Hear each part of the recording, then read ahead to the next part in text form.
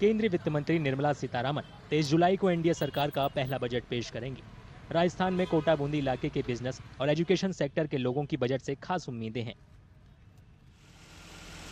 इनमें प्रमुख हैं जीएसटी दरों में कटौती, आसान व्यापार के उपाय और एजुकेशन को डाइवर्सिफाई करने की मांग।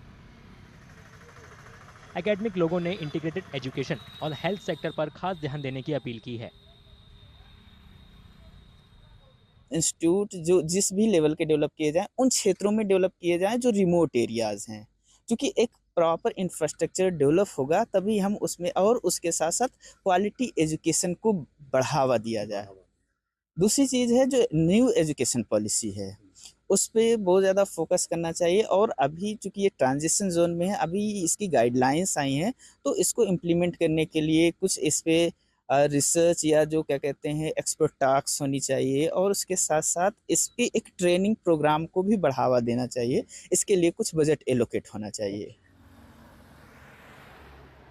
कोटा में थिएटर और फिल्मों से जुड़े कुछ लोगों ने राजस्थान के क्यूरिकुलम में नाटक और थिएटर एजुकेशन पर नए सिरे से ध्यान देने की अपील की है।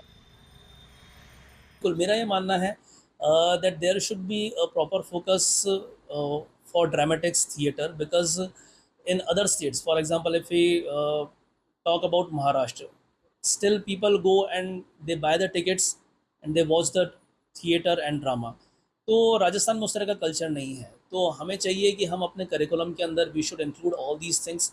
हमारे चाहे स्कूल का करिकुलम हो, चाहे कॉलेज का करिकुलम हो, यूनिवर्सिटीज़ हों, उन सब चीज़ों के अंदर ड्रामेटिक्स को भी इंक्लूड करना चाहिए क्योंकि अभी भी बहुत सारे लोग ऐसे हैं they do not know anything about dramatics and theatres. Kota के ज्वेलरों ने देश के दूसरे ज्वेलरों की तरह सोने और चांदी के गहनों से जीएसटी दर कम करने की मांग की है। बहुत टाइम से ये डिमांड की जा रही थी कि ज्वेलरी पे जो जीएसटी लग रहा है वो जीएसटी भी 3% है। वो 3% इतना हेवी होता है क्योंकि वॉल्यूम हमारा ज़्यादा होता है, जो इनवाइस बनती है उसका वॉल्यूम ज़्यादा होता है। आज सपोज करो किसी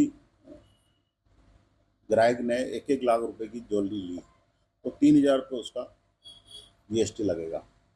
गवर्नमेंट से हम ये डिमांड करते हैं इस बजट के थ्रू कि जीएसटी इसका कम करके 1.5% होना चाहिए। लघु उद्योगों के प्रतिनिधि देश भर में मध्यम और लघु उद्योगों को बढ़ावा देने के लिए खास पहल करने की मांग कर रहे हैं। स्मॉल स्केल इंडस्ट्री जो बहुत जुड़ी हुई है, मैं भी पर्सनल जब कोटा आई थी कोटा तो उनसे बजट के बारे में, दूसरे प्रावधान के बारे में बहुत विस्तृत रूप से चर्चा की गई। तो उन्होंने एक बात मुझे ये कहा कि भाई small scale industries MSME sector जो है उसको बजट ये समर्पित होगा और उसको समर्पित करने के लिए हमें कुछ ऐसी चीज़ें ऐतिहासिक करनी है जिसको कहते हैं ease of doing business. Maximum कदम उठाए जाएंगे इस बजट के अंतर्गत और ये एक्सपेक्टेड भी है लोगों की जो है कि जिसमें एमएसएमई सेक्टर को इसमें कोई तरह की दुविधा नहीं हो।